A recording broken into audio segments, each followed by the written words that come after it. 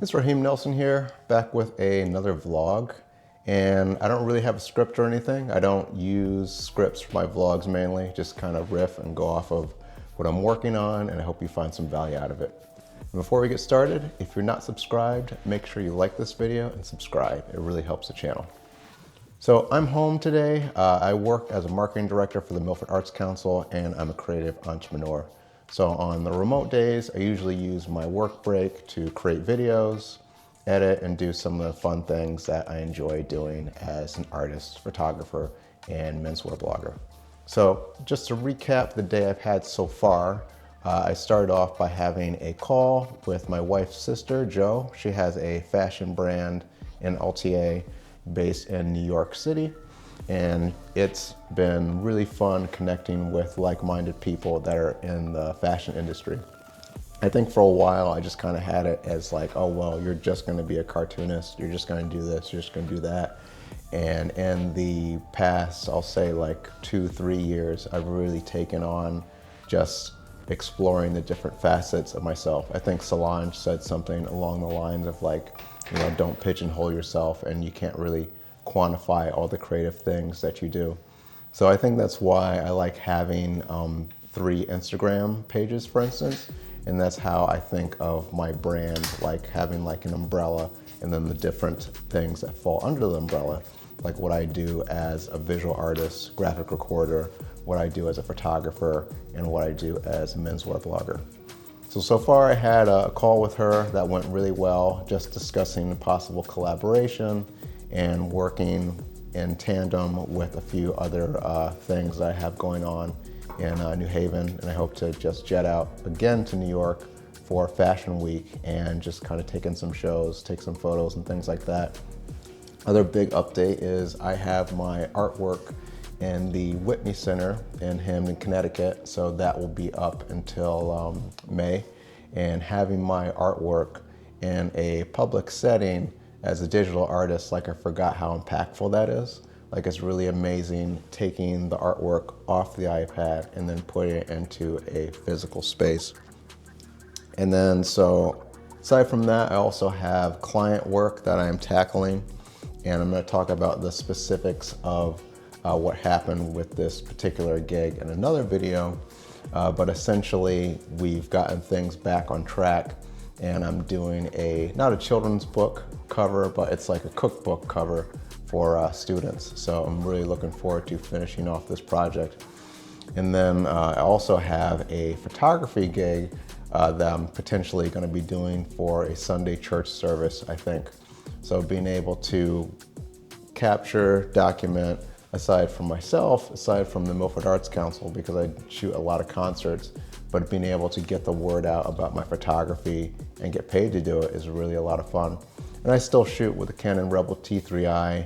I shoot with Harlow lighting to light the photos, continuous lighting.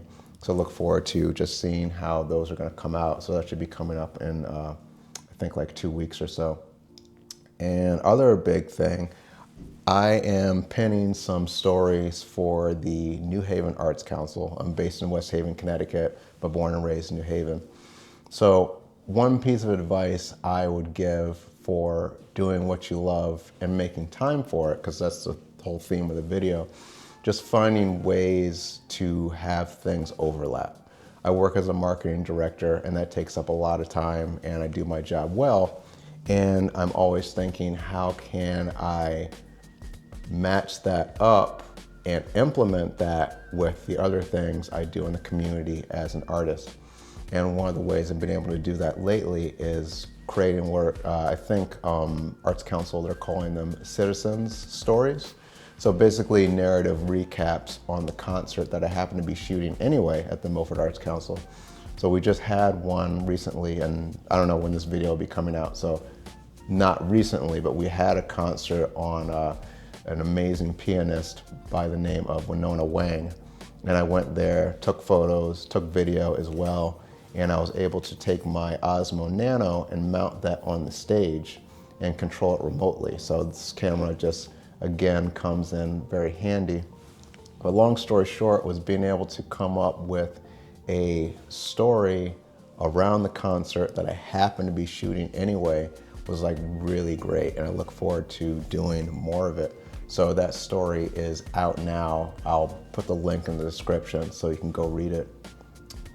And so the other thing I'm gonna be working on today, I'll be doing voiceover work for one of my vlogs. And the way I like to shoot is by doing a lot of B-roll and then crafting a story around that. That makes it so I don't get bogged down and getting in the weeds, so to speak, of filming and what to film. I just capture what's around me, and that's usually how I take photos too. I like to document a lot of things and then curate. And speaking of curating, I got this book recently from Amazon called Filmmaking in Progress, and this has been really fun for keeping track of what I'm doing for my YouTube channel. So you can see some of the notes that I have here. Right now I have videos scheduled until May as of this recording, and I hope to have videos scheduled until at least September or October by the time this video comes out. And my process is always document the B-roll, have an overall theme of what I want to talk about, and just go for it. I usually don't write scripts, like I said, and I think it just speeds up the process. I'm used to talking on camera. I'm just sharing authentically about what's important to me, and the videos come out the way that I want. Over here, I am working on a storyboard because I have had some storyboarding classes in the past, so being able to flex that muscle has been great. And I'm gonna be shooting a proof of concept pitch for a client, so I'll be using my Osmo Pocket 3s to create that. So using this Filmmaking in Progress book just helps me stay organized and stay on track, both for the client-facing work and then the work that I'm doing for myself. And then the other notebook I have here, this one from Milford Bank, one of the sponsors of the Milford Arts Council. And I like to delineate the different tasks that I have throughout the week, throughout the day, and then just check them off as I go. And it's kind of old school, but I think that helps me just get things done. I like to consider myself like a digital analog type of artist, and if it works, it works. So if writing things out and not just keeping it on your phone is a good system for you, go for it. I highly recommend it. So I have a lot more I could talk about, but I think I'll save it for another video. I'm just gonna keep working on stuff for Mac since I'm working remote. And then afterwards, I'm gonna keep sending out these invoices, contracts, because when you have your own business as a creative and you're not hiring other people to do the legwork that comes with the invoicing and stuff like that, I try to just do that stuff myself.